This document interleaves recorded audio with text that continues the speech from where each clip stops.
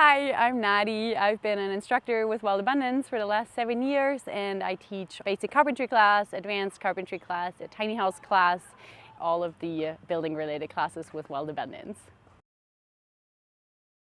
When I went to university up in northern Germany, I moved away from my parents' house and I bought this early 1900s circus wagon that I decided to live in while I was going to university, and I turned it into a tiny house 2011 when that wasn't really as much of a thing yet. And it was a big first experience in building for me, and I really enjoyed it a lot. It was just extremely empowering. You know, I was 19 years old at the time. As a young woman too, that was a pretty special thing in Germany as well. You know, building is still a mostly predominantly cis white male dominated space, and so for me it was like a big, wow, this is awesome, I'm having so much fun, I feel like I can do anything. And so yeah, I was very inspired to look into building more. I was very, very passionate about timber framing and then natural building, like, you know, earthen building and boat building. And I just started all of the like weird niches and then ended up in residential construction really more like 8 years after that.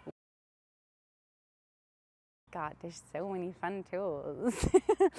Let's see. One of my favorite tools out there, I would say, is definitely the Japanese pole saw. If you have taken a basic carpentry class with Wild Abundance, you will hear me rave about them and you will be a convert. They're just extremely gratifying to use, super portable, super accessible. I feel like so many of us have tried to like make a cut with one of the Western saws and just like rub off our line in the first 20 seconds and get frustrated and start sweating. And with the Japanese saw, you can just make a nice cut and relax and have a conversation, and it looks beautiful.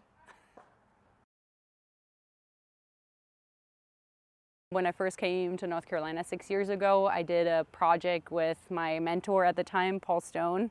We built an off-grid 5-sided structure that also had like these triangular walls and a 5-sided roof, and it was like a very like angle heavy, intense build. And we had barely any power tools that we were using. He was in his 70s and he was so meticulous about teaching me. I think we made like 3 wrong cuts in the whole build, and it was all like insane amount of angles. So that was definitely like the most amplifying to my skills and the most challenging,